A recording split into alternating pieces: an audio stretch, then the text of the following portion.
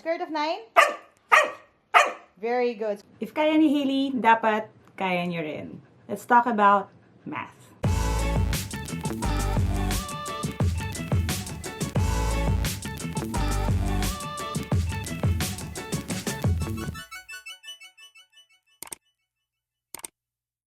Hi there! Thank you for checking out my channel. Thank you for clicking on this video. This is part of my study hack series in which I try to help you study smart and not just study hard. Today, we're going to talk about my tips kung paano gumaling sa math. Now, bakit natin pag-uusapan to? Kasi there's something called math anxiety na I think marami sa inyo makaka-relate to, which is yung fear when it comes to dealing with math. I've had a lot of students na iniisip pa lang nila na magma-math sila, nagpapalpitate na sila. Meron ako mga students na nagsasabi na since bata sila, every time na mention yung math, they get this pit in their stomachs, tapos hindi sila makahinga or hindi sila lunok, kinakabahan sila, and hindi na sila makapag-cope. And that is really hard, and it's a real issue, and mahirap yan dahil, lalo na kung nagsimula kayo ng bata kayo, mahirap siya i-overcome. So, ano ba yung mga tips ko kung paano kayo mapapabuti when it comes to dealing with math problems? Okay? Tip number 1, huwag mahihiyang magtanong. I know you've heard that line so many times before, pero yan talaga ang totoo. One thing that I always tell my students is that hindi nagsisimula ang review a week before the exam. Yung actual na review process starts sa mismong araw kung saan tinuro yung lesson na yon. In fact, one of my tips na laging sinasabi sa mga bata when they ask me kung paano mag-excel sa school is that never let your teacher leave the room kung hindi nyo naiintindihan yung diniscuss niya. Anong ibig sabihin nun? Kapag nandun pa yung teacher, habang nandun pa yung teacher, kung may mga parts na malabo sa inyo, raise your hand, ask questions, make sure na naiintindihan ninyo bago kayo umuwi. Kasi kung hindi nyo naiintindihan yung lesson sa actual na discussion, paano nyo siya i-review sa inyong spare time? So when it comes to math, huwag kayong mahihiyang magtanong. It's all about the right attitude. Okay? Huwag mahihiya, huwag kayong magpa-pressure, huwag nyo i-compare yung sarili nyo sa iba, which leads us to tip number 2. You have to give yourself time. Okay? When I say time, hindi lang yan oras as in literal na time, pero oras din para makapag-cope and para humabol sa iba. Ang lahat sa buhay dumarating sa tamang time at sa tama ring timing. So, hindi ibig sabihin nun na yung katabi ninyo ay mabilis niya nakukuha yung lesson, ay siya na yung matalino at kayo ay hindi. I've experienced that a lot in my life. Naranasan ko rin yan. Yung pressure ba na parang, bakit yung katabi ko katapos na siya doon sa test, tas ako hindi pa. So, minsan tayo, doon palang kinakabahan na tayo and kina-compare natin sarili natin sa iba. Pero you have to give yourself time. All of us study and learn at different paces. Iba-iba tayo ng timing. So, kailangan ninyo patawarin yung sarili ninyo kung hindi kayo kasing bilis ng iba. Hindi naman to karera. Okay? Now, we were made to believe that when we were younger probably sa school kasi laging nako-commend yung mga mabibilis and naranasan ko naman na maging both mabilis at saka mabagal sa isang subject and usually napapressure tayo pag nakikita natin that our classmates are doing well. Pero hindi naman yun ganun. It doesn't have to be that way. Hindi lahat competition. So, kahit na hindi kayo kasing bilis ng iba, okay lang yan. Give yourself yung time na kailangan ninyo. You have to set your own pace. Now, lalo na sa mga students ko who are no longer in school, if you're studying for an exam like the civil service exam, this is the perfect time for you to study at your own pace kasi hindi ka nagigradean ng teacher. You can just study and rewatch all of my videos. That's the reason why I put up a lot of the videos that I have on YouTube.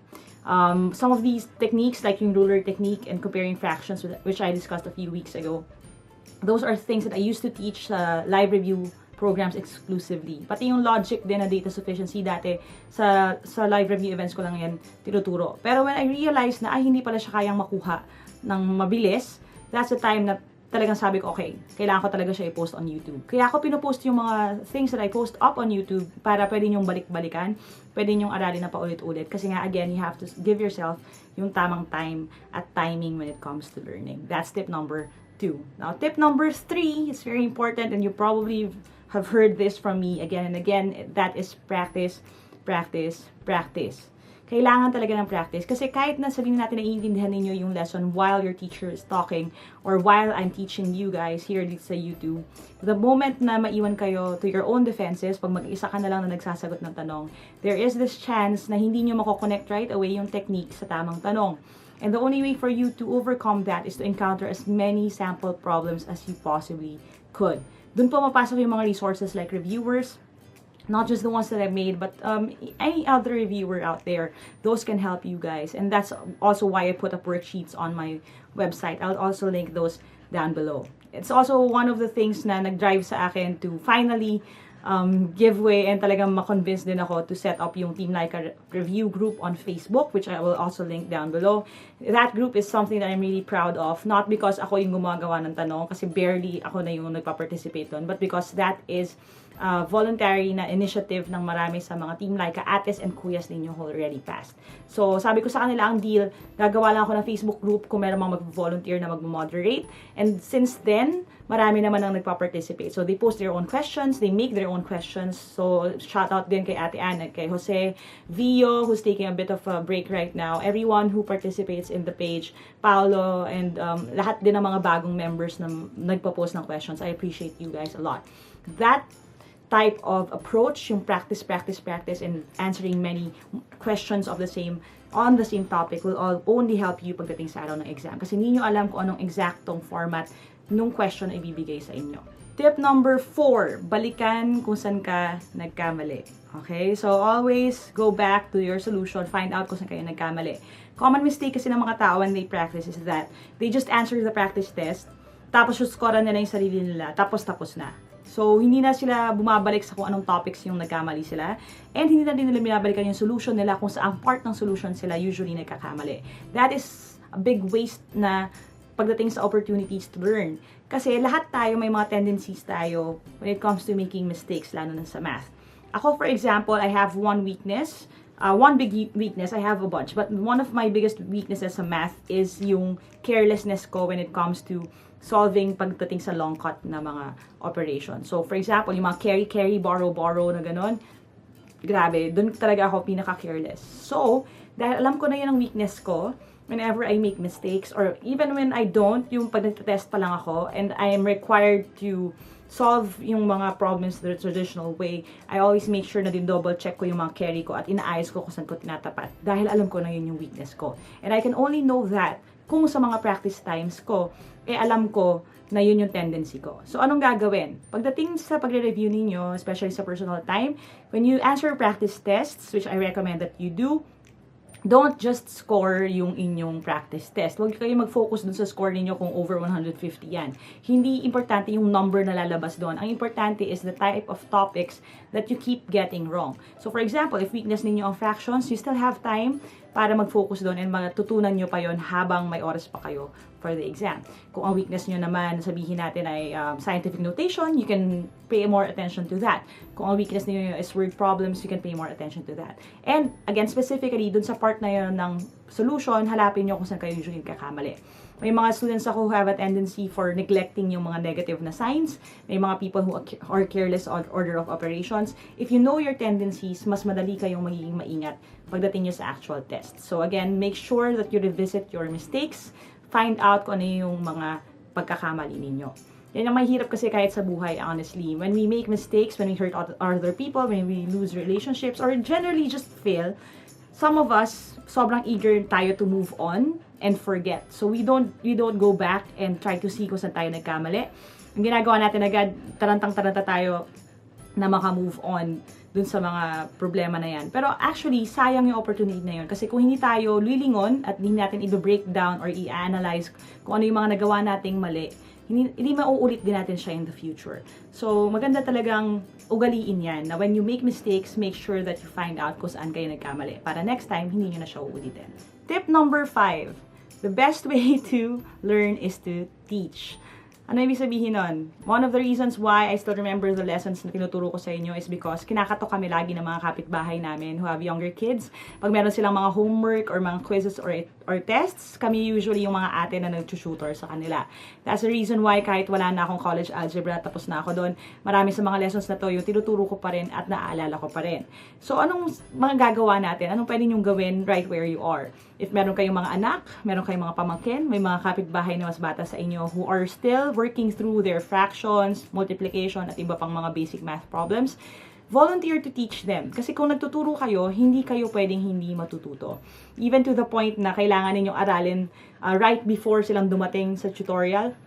mas maganda yon kasi it will keep the information fresh sa inyong utak. Kasi honestly, most of you already know the things that I teach you. Nagkataon lang dahil hindi lagi hinagamit, nakalimutan nyo na. So, anong kailangan gawin? Lagi ninyo siyang gamitin. And you can only do that by teaching others.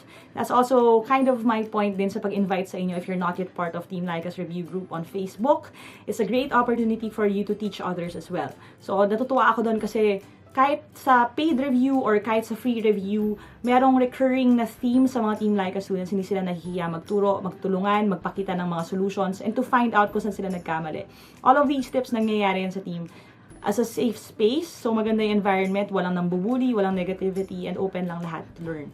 So, again, kung gusto niyo ma-challenge that way, kung gusto niyo to keep learning, kung gusto niyo gumaling sa math at ma-master ito, you can volunteer to teach others, you can volunteer to send your solutions sa group at sa page, and that way, mas gagaling pa kayo. Honestly, a lot of my students are older than me, and I've heard maybe hundreds, kung hindi thousands of people say, na dati akala nila hindi sila magaling sa math or akala nila hindi talaga sila matututo sa math.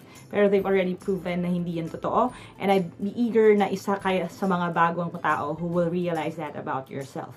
Kasi honestly, marami sa mga bagay yung feeling natin hindi natin kaya, ay hindi lang natin nasubukan well enough, hindi lang natin nabigyan ng enough na pansin, or hindi lang tayo nakahanap ng support para dun sa progress na kailangan natin to reach our goal. So, that's why we're here. Kaya lang naman ako gumagawa ng videos, kaya maraming volunteers sa page at sa group is to help you help yourself and help you realize that you are more than what you think you are, and you can dream bigger dreams for yourself. When I made that video, yung aking Dare to Dream video this year, that has been my goal, na sana maniwala kayo sa kakayanan ninyo. And again, if you haven't seen that, link ko na lang dito. I know that some of you found that inspiring, and I also am happy na ganun kasi that has always been the plan. So if Hailey can learn math, you can too. Huwag kayong matatakot. Again, so don't be afraid to ask questions. Give yourself time and yung proper timing. Practice, practice, practice. Revisit your mistakes. Find out where you got things wrong. And number 5, the best way to learn is to teach. So keep learning, guys. Never stop learning, as we say. So I hope you learned something today. If you did, click thumbs up. Make sure to share this video with your friends, lalo na kung matutulungan din sila nito. I would love to hear back from you. So comment na rin sa baba kung may mga request kayo regarding study hacks or humingi kayo ng advice. And we'd love to hear back from you. So again, you can reach out to me directly through my Facebook page, www.facebook.com/teamlaika for more information. The links that I talked about are also down below. Don't forget to hit subscribe and hit the bell icon para wala kayong ma-miss. There are more videos coming up. And never stop learning. Adja kaya niyan. I'll see you in the next video. And say bye-bye, baby. Bye for now.